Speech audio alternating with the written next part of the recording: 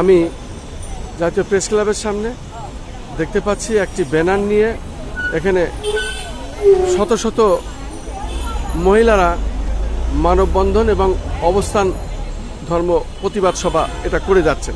বিশেষ করে তারা গীতা রানীর বিরুদ্ধে তাদের প্রতিবাদ, এই প্রতিবাদ সভা এবং মানববন্ধন।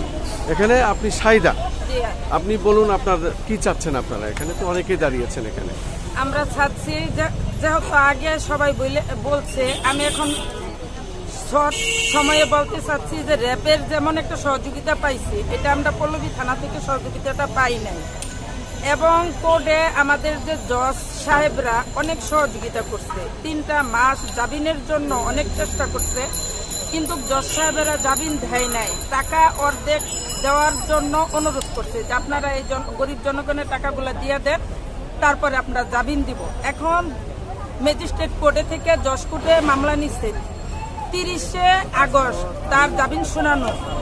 কিন্তু আপনাদের কাছে আমাদের অনুরোধ যে এই জামিন না পায়, আর যদিও জামিন পায় আমাদের পাওনা দানা যেন বুঝিয়ে কোর্টের মাধ্যমে দিয়ে জামিনটা পায়। এটা প্রধানমন্ত্রীর কাছে আমাদের অনুরোধ, সরকার পর্যন্ত যেন আমরা পৌঁছাইতে পারি। আমাদের গরিব জনগণ যারা অসহায়, বস্তি লেভেলের, টুকাই, প্রতিবন্ধী, সবাই শ্রমিক, একবারে নিম্ন শ্রেণীর লোক, তাদের দাবিটা যেন প্রধানমন্ত্রীর কার্যালয় পর্যন্ত পৌঁছানোর জন্য অনুরোধ। সুপ্রিয় সুধী, শুনলেন তাদের যেভাবে টাকা হাতিয়ে নিয়েছে এবং এই প্রতারকের বিচার দাবি চাচ্ছেন, এই বিচার।